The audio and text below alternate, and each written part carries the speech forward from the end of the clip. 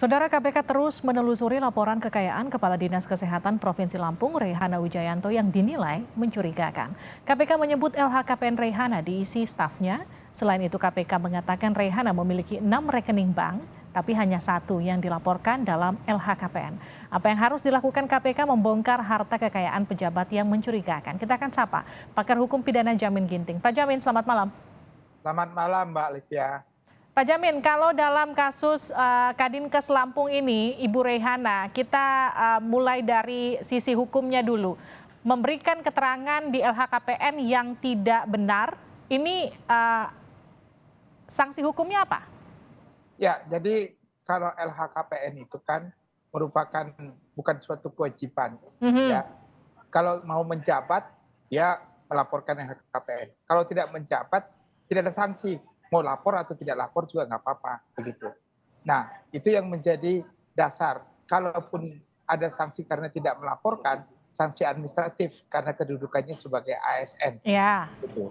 Nah, sekarang kalau orang sudah melaporkan kepada institusi negara, tetapi laporannya tidak benar, berarti ada indikasi laporan palsu. Nah, kalau laporan palsu atau memberikan keterangan palsu kepada pejabat negara, harusnya ada sanksi pidana umum ya, bukan tipikor ya dalam konteksnya. Tapi ada nggak sanksi pidana umumnya?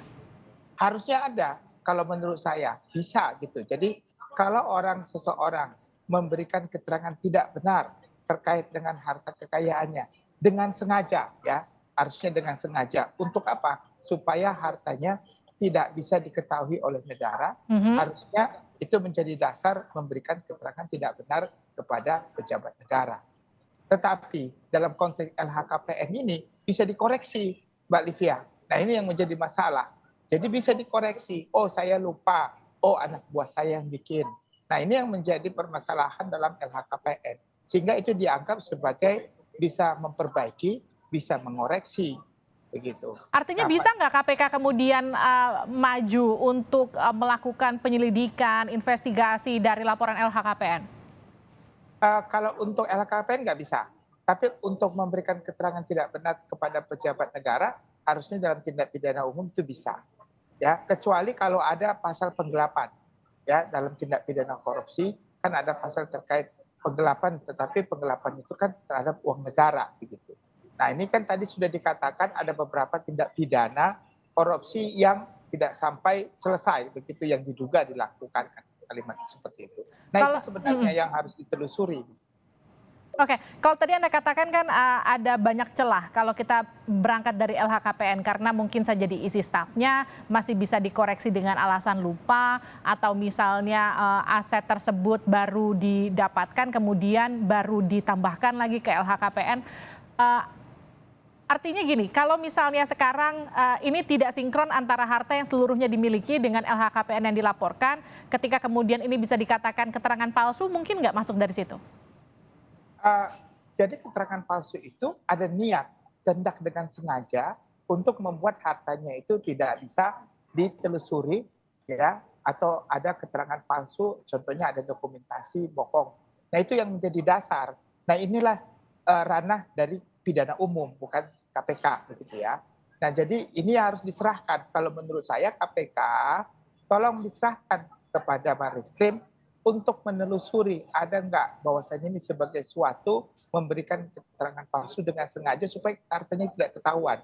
Nah, permasalahan kita memang adalah kita tidak memiliki konteks undang-undang aset recovery, ya, penelusuran aset. Jadi harusnya dia dilaporkan hartanya sedikit, setelah sekarang banyak, maka selisih antara laporan awal dengan sekarang itulah yang harus langsung disita ya oleh negara sampai dia bisa membuktikan itu berasal dari harta yang didapat dari yang sah.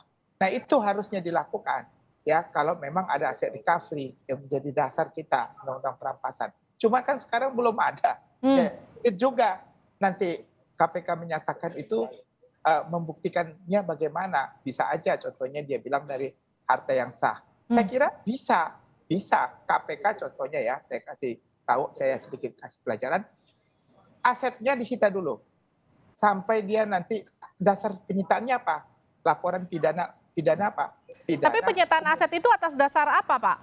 Pidana umum, memberikan keterangan palsu terkait dengan keterangan asetnya tidak benar. Meskipun sanksi LHKPN, meskipun tidak didaftarkan sekalipun, itu hanya mengenakan sanksi administratif, tapi kemudian ketika datanya yang dilaporkan tidak sesuai dengan harta yang dimiliki, itu kemudian KPK punya kewenangan masuk ke ranah pidana umum untuk menyita aset tersebut?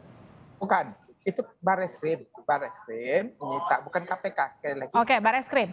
Tapi Bareskrim melakukan penyitaan terkait dari keterangan palsu terkait dengan harta KPK ditambah TPPU. Nah itu yang harusnya nanti dilakukan, bukan KPK. Karena KPK nggak memiliki kewenangan terhadap tindak pidana umum. Dia hanya tindak pidana korupsi. Bisa dikenakan TPPU tanpa kemudian ada kasus yang menyertainya? Ya kasus tadi, kasus memberikan keterangan tidak benar kepada pejabat negara terkait dengan harta yang ada dengan sengaja untuk menghindari pemeriksaan. Kalau tadi kita berangkat dari kasusnya Rehana, ini kan saya yakin pejabat semacam Bu Rehana ini tidak hanya beliau, artinya banyak pejabat-pejabat lain yang mungkin saja LHKPN-nya diisi oleh stafnya yang memang tidak mengetahui secara detail aset-aset yang dimiliki. Ini artinya celahnya begitu besar untuk lolos dari jeratan hukum seperti tadi yang kita bicarakan. Hampir ya, saya katakan hampir semua keterangan-keterangan terkait LHKPN itu ada yang tidak mau melaporkan atau melaporkan tidak benar. Jadinya sekarang tugas KPK harusnya menginventarisasi semua LHKPN orang itu, semua pejabat, waktu masa dia menjabat dan setelah berakhir menjabat atau pada saat ini. Nanti lihat selisihnya berapa. Kalau terlalu signifikan ya dan ada PPT-ATK itu ditanyakan, dipanggil satu-satu. Kalau dia tidak bisa menjelaskan hartanya, masukkan unsur pidana saya katakan tadi, memberikan keterangan tidak benar, masukkan TPPU. Nah inilah negara tidak bisa menyita semuanya itu. Jadi itu yang menjadi dasar harusnya dilakukan saat ini. Sebelum undang-undang perampasan aset itu muncul begitu. Karena kan sangat kita butuhkan kan. Kan belum sampai ada pembicaraan sejauh ini. Nah itu yang harusnya dilakukan. Jadi tugas KPK adalah menginventarisasi seluruh LHKPN, ini kan seperti gunung es ya, Mbak Livia ya. Ini cuma satu, tapi sebenarnya banyak sekali orang-orang seperti ini begitu. Mungkin karena media aja yang menyoroti kan terkait dengan sosmed. Tapi kalau yang nggak kelihatan lebih banyak lagi menurut saya. Oke, artinya sekarang bagaimana kemudian membedah satu persatu, adakah kemudian keanehan dari laporan LHKPN sejumlah pejabat negara, terutama mereka yang disorot oleh media sosial sekarang ya? Benar, itulah makanya kita kan perlu untuk mencita kerugian negara karena dia pejabat kan, kecuali swasta kita nggak urusan lah ya, tapi karena dia pejabat mempunyai kewenangan untuk melaporkan hartanya, itu harus dilakukan oleh KPK. Oke, terima kasih Pak Jamin Ginting, pakar hukum pidana telah bergabung bersama kami di Sapa Indonesia Malam. Ya.